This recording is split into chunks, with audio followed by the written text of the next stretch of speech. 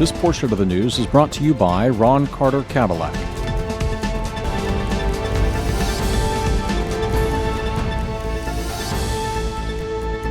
Hello and welcome. You're watching NTV Houston. This is Sarah Chauhan. Mail in ballot को लेकर Texas से क्या है खबर, ये हम आपको बताने वाले हैं। और कोरोना वायरस वैक्सीन के डिस्ट्रीब्यूशन को लेकर भी गुड न्यूज आई है, लेकिन कोरोना वायरस को लेकर WHO क्यों है टेंशन में, ये खबरें हम आपको दिखाने वाले हैं। लेकिन और भी अहम खबरें होंगी डिटेल से, लेकिन पहले नजर हेडलाइंस पर।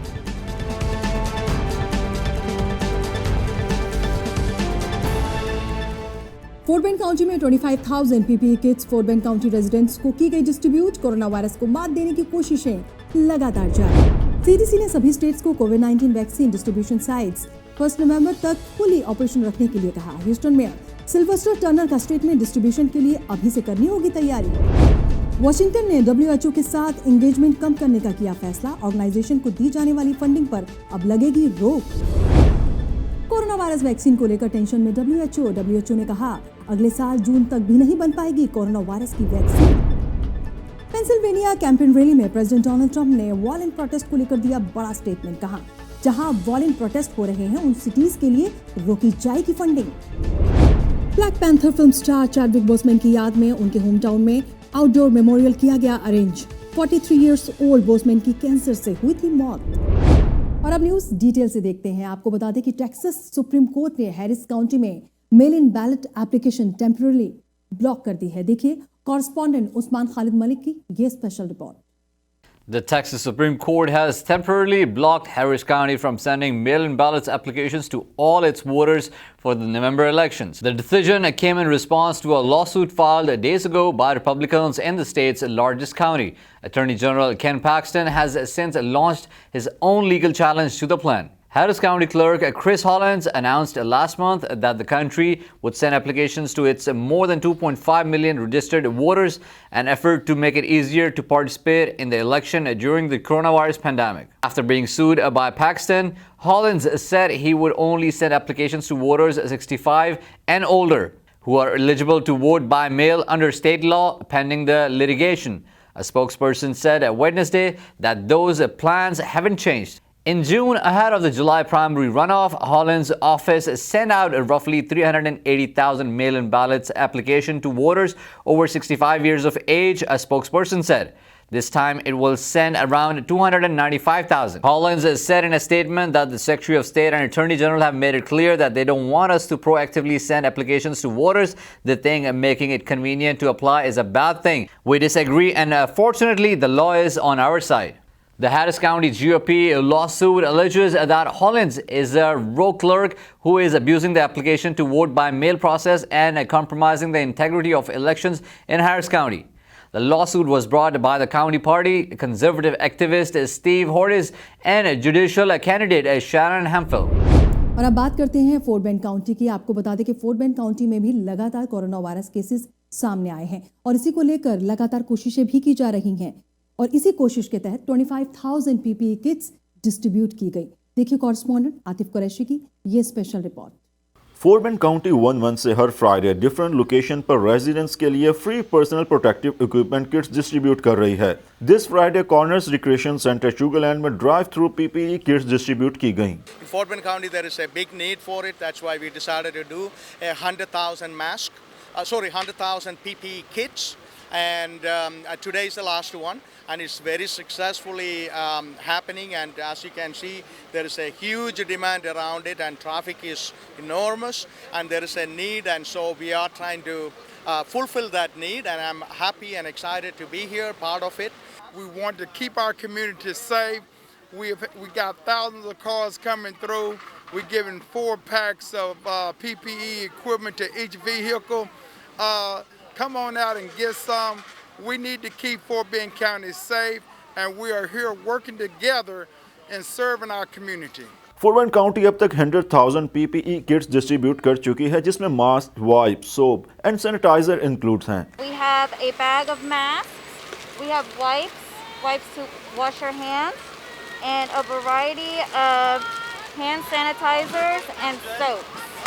So we got about 2 soaps and 2 hand sanitizers in these goodie bags. Corners Recreation Center Sugar Land की लोकेशन पर रेजिडेंट्स का सबसे ज्यादा रश देखने को मिला और किड्स डिस्ट्रीब्यूशन में वॉलंटियर्स की एक बड़ी तादाद ने पार्टिसिपेट किया। You know, giving back to the community is so important, and not only does it fulfill the people that you're helping, but it gives you self-fulfillment as well, to know that you're giving back to the community and to people that are in need. It feels good being able to help people and, get them the supplies they need, make sure everybody stays safe.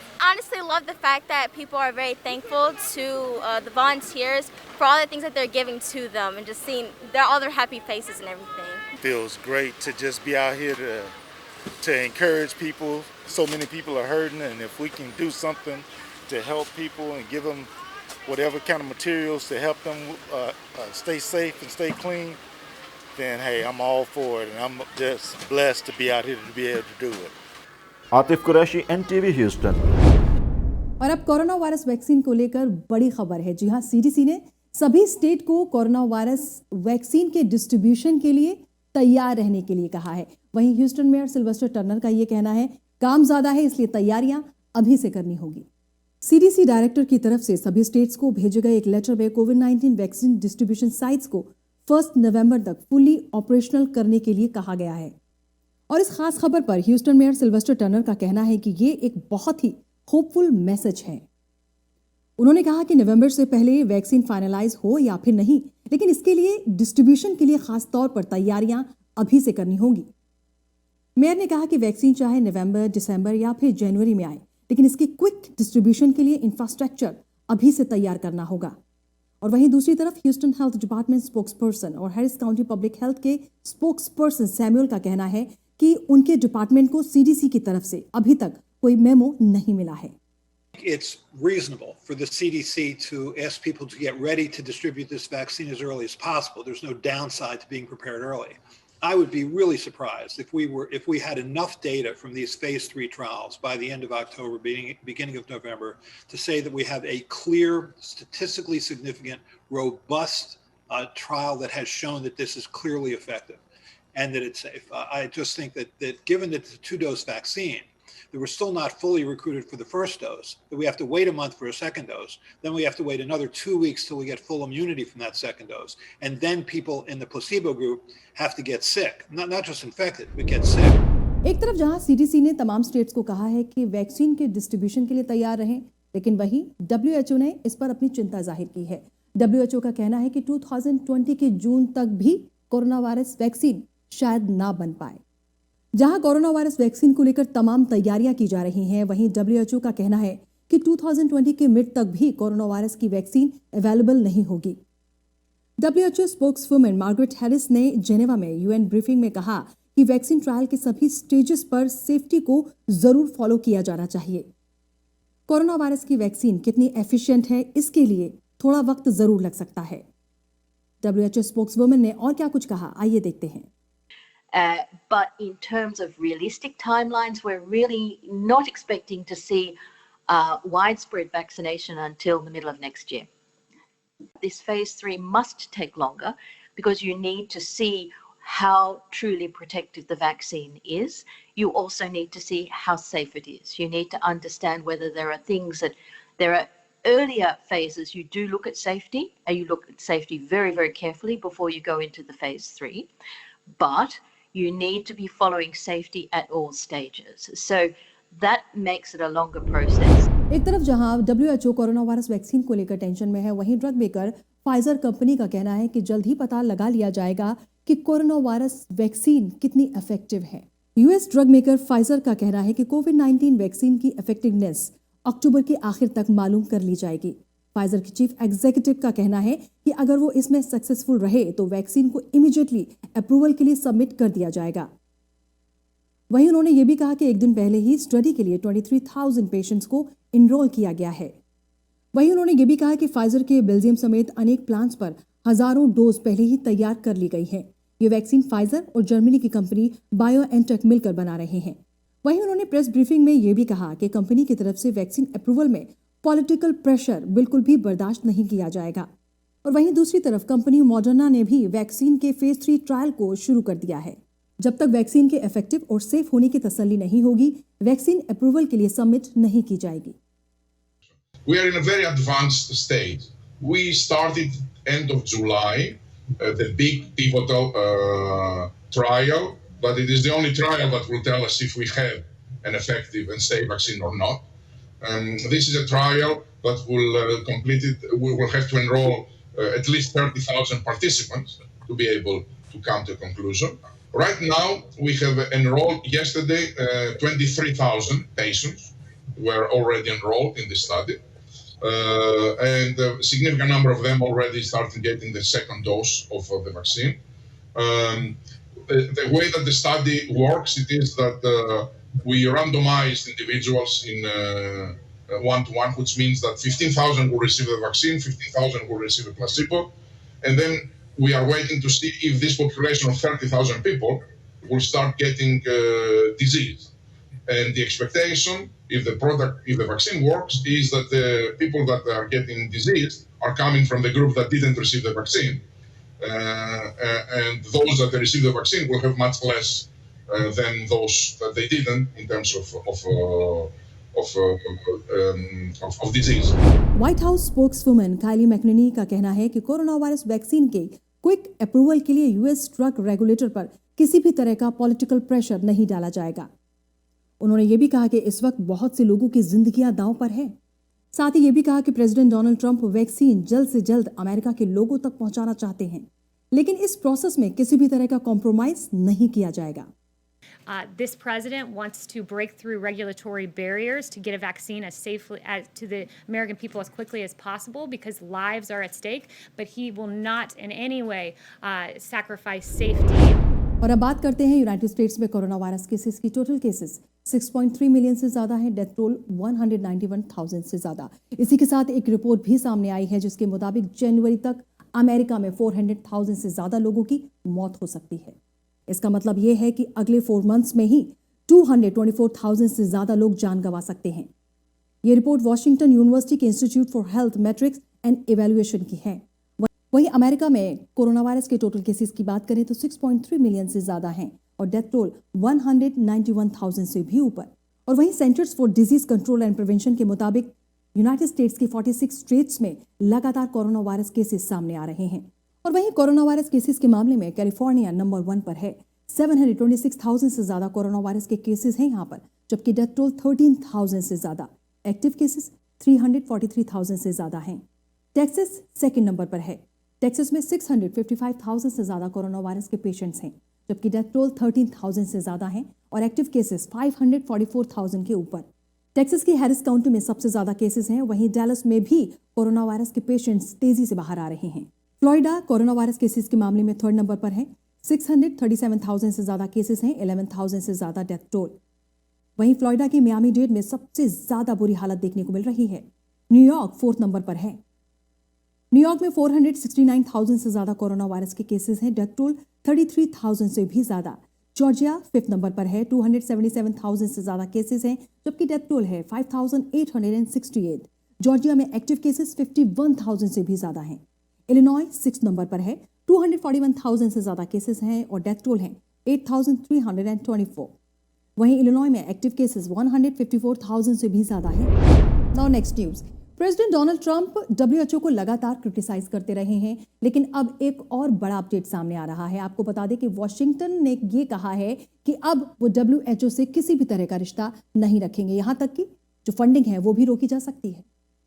US state department ने कहा है कि Washington ने world health organisation के साथ engagement कम करने का फैसला कर लिया है। ऑर्गेनाइजेशन को दी जाने वाली फंडिंग अब दूसरे UN असेसमेंट्स को रीडायरेक्ट कर दी जाएगी। स्टेट डिपार्टमेंट ने एक स्टेटमेंट में कहा है कि जुलाई 2020 तक WHO के साथ किसी भी तरह का एंगेजमेंट खत्म कर लिया जाएगा। और वहीं WHO हेडक्वार्टर्स, रीजनल ऑफिस और काउंटी ऑफिस से department of health and human services officials को वापस बुला लिया जाएगा। और वहीं स्टेट डिपार्टमेंट में फर्दर कहा है कि WHO के टेक्निकल मीटिंग्स और इवेंट्स को केस बाय केस के तौर पर हैंडल किया जाएगा। आपको बता दें कि यूएस में कोरोना वायरस फैलने के लिए प्रेसिडेंट डोनाल्ड ट्रंप लगातार WHO को जिम्मेदार ठहराते रहे हैं। प्रेसिडेंट डोनाल्ड ट्रंप के फैसले के बाद यूएस ने जुलाई में UN सेक्रेटरी जनरल को नोटिफिकेशन सबमिट करते हुए WHO से ऑफिशियली विड्रॉल का ऐलान किया था और यह डिसीजन अगले 6 जुलाई से इफेक्टिव हो जाएगा। और अब बात करेंगे न्यूयॉर्क में रीओपनिंग की। जी हां, न्यूयॉर्क गवर्नर एंडी क्यूमो का कहना है कि अब रीओपनिंग का अगला प्लान सामने लाया जाएगा। एक वक्त था जब न्यूयॉर्क यूएस में कोरोना वायरस का हॉटस्पॉट बन चुका था, लेकिन अब स्टेट में रिपोर्ट होने वाले न्यू कोरोना वायरस केसेस काफी नीचे आ चुके हैं। सिचुएशन अब पहले के मुकाबले बेहतर होती जा रही है और अब न्यूयॉर्क गवर्नर एंडी क्यूमो ने रीओपनिंग प्लान के नेक्स्ट फेज का ऐलान भी कर दिया है। प्रेस ब्रीफिंग में एंडी क्यूमो ने ऐलान किया है कि नेक्स्ट वेडनेसडे यानी 9 सितंबर से न्यूयॉर्क सिटी मॉल्स को 50% कैपेसिटी के साथ ओपन कर दिया जाएगा, जबकि स्टेट वाइड कैसीनोज 25% खोले जा सकते हैं। न्यूयॉर्क सिटी में इंडोर डाइनिंग से रिलेटेड हॉटली डिबेटेड इश्यू पर बात करते हुए गवर्नर ने कहा कि इस बारे में फाइनल डिसीजन की अथॉरिटी स्टेट के पास है। उन्होंने कहा कि वो सिटी में इंडोर डाइनिंग के लिए रेस्टोरेंट्स खुले देखना चाहते हैं, लेकिन इसके लिए थोड़ा इंतजार करना पड़ेगा। और अब बात करते हैं प्रेसिडेंट डोनाल्ड ट्रंप की, जो कि पेंसिल्वेनिया पहुंचे थे कैंपेन रैली के तहत, और यहाँ पर उन्होंने खास तौर पर क्रिटिसाइज किया जो बाइडेन, चाइना और पोर्टलैंड में हो रहे वायलेंट प्रोटेस्ट को। पेंसिल्वेनिया में कैंपेन रैली के दौरान प्रेसिडेंट डोनाल्ड ट्रंप का total focus rival Joe Biden, China और पोर्टलैंड के वायलेंट प्रोटेस्ट पर था। वहीं प्रेसिडेंट डोनाल्ड ट्रंप ने एक बार फिर से कहा कि जहां जहां वायलेंट प्रोटेस्ट हो रहे हैं उन सिटीज के लिए फंडिंग पूरी तरीके से रोक दी जाएगी। पोर्टलैंड में सिचुएशन को उन्होंने डिजास्टर डिक्लेयर करते हुए कहा कि उनकी एडमिनिस्ट्रेशन नेशनल गार्ड भेजकर सब कुछ ठीक कर सकती है। और वहीं प्रेसिडेंट डोनाल्ड ट्रंप ने क्राउड से यह भी कहा कि यूएस कोरोना वायरस पेंडेमिक को खत्म करने की पूरी कोशिश कर रहा है। So we end them very quickly. We end them very quickly. And now what we're doing is we're holding back funds for cities that don't know what they're doing, where they allow crime to run rampant. But it's okay for them to make every city look just like Portland, which is a disaster. And again, we could clean it up. We just go right through it. 5,000, 10,000, right through it. These guys are tough, they're smart, and they love our country. They love our country. We'll clean it up in 1/2 hour, it'll be over. But did you ever see a man that likes a mask as much as him? And then he makes a speech, and he always has it, not always, but a lot of times he has it hanging down. Because you know what? It gives him a feeling of security. If I were a psychiatrist, right? No, I'd say this guy's got some big issues. Hanging down. Hanging down. Congressman, give me your mask. I want to have it hanging from my ear. I don't want to touch your damn mask. Mike, I'll never touch your mask.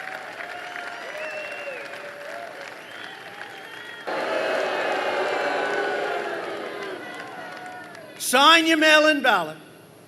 Okay? You sign it and send it in, and then you have to follow it. And if on election day or early voting, that is not tabulated and counted. Wisconsin में African American शख्स को गोली मारने के बाद लगातार वहां पर प्रोटेस्ट देखे गए। हालांकि प्रेसिडेंट डोनाल्ड ट्रंप इस बात को क्रिटिसाइज कर रहे हैं, लेकिन जो बाइडेन खास तौर पर विस्कॉन्सिन पहुंचे। यूनाइटेड स्टेट्स में रेशियल इंजस्टिस और पुलिस ब्रुटैलिटी के खिलाफ ऑनगोइंग प्रोटेस्ट में democratic presidential nominee Joe Biden भी अपना रोल प्ले करते हुए नजर आ रहे हैं। हाल ही में जो बाइडेन ने विस्कॉन्सिन के शहर केनोशा में रेजिडेंट से मुलाकात की। साथ ही पुलिस शूटिंग में जख्मी होने वाले जेकब ब्लेक से भी उन्होंने फोन पर बातचीत की। आपको बता दें कि जो बाइडेन ने प्रेसिडेंट डोनाल्ड ट्रंप के विजिट के 2 दिन बाद केनोशा का विजिट किया, लेकिन दोनों ही विजिट्स में बहुत ही क्लियर फर्क नजर आ रहा है। जो बाइडेन सीधे जेकब ब्लेक की फैमिली से मिलने पहुंचे और साथ ही उन्होंने जेकब ब्लेक से 15 मिनट्स फोन पर बातचीत भी की। और उसके बाद जो बाइडेन ग्रेस लुथरेना चर्च पहुंचने पर जो बाइडेन ने local elected officials, business owner से मुलाकात की। इसके साथ ही करंट और फॉर्मर लॉ इन्फोर्समेंट मेंबर से और साथ ही कम्युनिटी के बारे में भी उन्होंने लंबी बातचीत की। I thought you could defeat hate. Hate only hides. It only hides. And when someone in authority breathes oxygen under that rock, it legitimizes those folks to come on out. Well, I think we've reached an inflection point in American history. I honest to God believe we have an enormous opportunity now that the screen, the curtain's been pulled back on just what's going on in the country, to do a lot of really positive things. But none of it justifies looting, burning, or anything else. So regardless how angry you are, if you loot or you burn, you should be held accountable as someone who does anything else. Period. It just cannot be tolerated across the board. But the country's ready. And if they're not, it doesn't matter because there are certain things I ain't going to change. Washington DC में police के लिए new body cam law के बाद dirty police shooting का पहला video सामने आ गया। District of Columbia police की तरफ से रिलीज की गई फुटेज में व्हाइट ऑफिसर को एक यंग ब्लैक आदमी को शूट करते हुए देखा गया है। बॉडी कैम फुटेज रिलीज करते हुए पुलिस का कहना था कि पेट्रोल ऑफिसर्स को एक आर्म्ड शख्स की तलाश थी। पुलिस ने जैसे ही एक पार्क्ड गाड़ी को अप्रोच किया तो उसमें से सस्पेक्टेड और उसके साथी ने वहां से भागने की पूरी कोशिश की। बॉडी कैम वीडियो में साफ देखा जा सकता है कि ऑफिसर ने सिंगल शॉट से सस्पेक्ट को मार गिराया। और वहीं black panther fame Chadwick Boseman के लिए उनके होम टाउन में आउटडोर मेमोरियल अरेंज किया गया। कैंसर का शिकार होने वाले black Panther film star Chadwick Boseman की याद में उनके होम टाउन में एक आउटडोर मेमोरियल अरेंज किया गया। साउथ कैरोलिना के शहर एंडरसन में अरेंज किए गए इस मेमोरियल में लोग बड़ी तादाद में पहुंचे। Chadwick Boseman last Friday colon cancer से लड़ते लड़ते जान की बाजी हार गए थे। बोसमैन ने अपने स्क्रीन करियर का आगाज थर्ड वॉच से किया था। उन्होंने 2008 में स्पोर्ट्स बायोपिक द एक्सप्रेस में छोटे से पार्ट में काम करके फीचर फिल्म डेब्यू किया। ये drama based college football hero Ernie Davis की लाइफ पर बनाया गया था। चैडविक बोसमैन के सबसे memorable role Black Panther film में देखा गया। Who would have thought, as a rising star, that little boy in the rural area of Anderson County, who was the hope and the dream of so many, would leave us so fast. Because of Chadwick Boseman, because of what God placed in him and what he gave back to all of us, we are here. Corona virus का असर UK की aviation industry पर भी बहुत बुरा देखने को मिल रहा है। ऐसे में ब्रिटिश पीएम बोरिस जॉनसन का क्या कुछ कहना है, आइए देखते हैं। Well, we're ready for any eventuality, of course, but we must make sure that people understand that at the end of the year, whatever happens, we are leaving the EU and leaving the transition period, leaving the implementation period, and that is it. We'll be leaving those arrangements, and that's why it is vital that people who have questions, who have queries about what they need to do, get onto our websites, get onto our gov.uk websites, look at what they need to do to prepare, and certainly we will help them. But we will get through this. It's absolutely vital that our partners understand that the UK is going to do what we need to do. If we have to have an Australia-style deal, an Australia-style solution, then that is what we will achieve, and we will prosper mightily one way or the other. They could, of course, be sensible and give us a Canada-style solution, which, after all, they're given Canada, and I hope very much that they will, but we're ready for either eventuality. British PM Boris Johnson controversial HS2 high speed rail project की construction site पर पहुंचे थे, जहां उन्होंने construction site का जायजा लिया और साथ ही एविएशन इंडस्ट्री को सपोर्ट करने की बात भी कही। और अब बात करेंगे न्यूजीलैंड की। आपको बता दें कि न्यूजीलैंड वो कंट्री है जिसने कोरोना वायरस पर सबसे पहले कंट्रोल किया, लेकिन 28 मई के बाद पहली बार ऐसा हुआ है कि किसी शख्स की जान कोरोना वायरस की वजह से हुई है। न्यूजीलैंड में 28 मई के बाद फ्राइडे को कोरोना वायरस से पहली मौत हुई। न्यूजीलैंड उन देशों में शामिल रहा है जिसने इन्फेक्शन पर काफी तेजी से लगाम लगाई, लेकिन पिछले कुछ हफ्तों में ऑकलैंड में भी केस बढ़े हैं, जिसके चलते पीएम जेसिंडा ऑर्डन ने ऑकलैंड में सेमी लॉकडाउन का ऐलान किया। वहीं देखा जाए तो न्यूजीलैंड में अब तक 1764 कोरोना वायरस के केसेस हैं, जबकि डेथ टोल सिर्फ 23 है। और अब न्यूज इंडिया के स्टेट तमिलनाडु से है। आपको बता दें यहाँ पर फायर क्रैकर फैक्ट्री में ब्लास्ट हो गया, जिसकी वजह से 7 लोगों की जान चली गई। तमिलनाडु की कुडालोर की फायर क्रैकर फैक्ट्री में बड़ा धमाका हुआ, जिसकी वजह से 7 लोगों की जान चली गई और 4 लोग इंजर्ड हैं। इस ब्लास्ट में फैक्ट्री मालिक की भी मौत हो गई है। धमाका इतना जोरदार था कि उसकी गूंज कई किलोमीटर तक सुनाई दी थी। पुलिस अब पूरे मामले की इन्वेस्टिगेशन कर रही है। फ्राइडे सुबह जैसे ही फायर क्रैकर फैक्ट्री में आग लगी, जोरदार धमाका हुआ, जिसके बाद पूरा इलाका दहल गया। इंसिडेंट की जानकारी मिलते ही पुलिसकर्मी मौके पर पहुंचे और डेड बॉडीज को बरामद किया। इंजर्ड को हॉस्पिटल पहुंचाया गया। लोगों के मुताबिक हादसे में मारे गए लोगों की संख्या अभी और भी ज्यादा हो सकती है।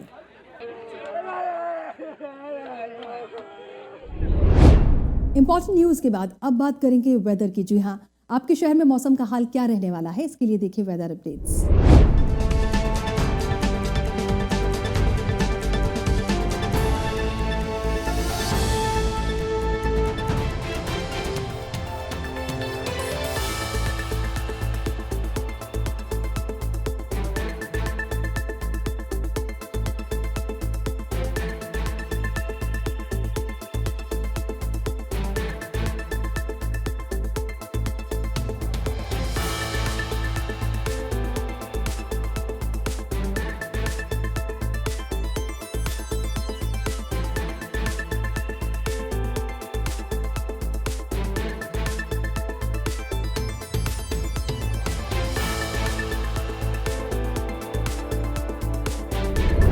That's all for now. This is Saira Chauhan signing off.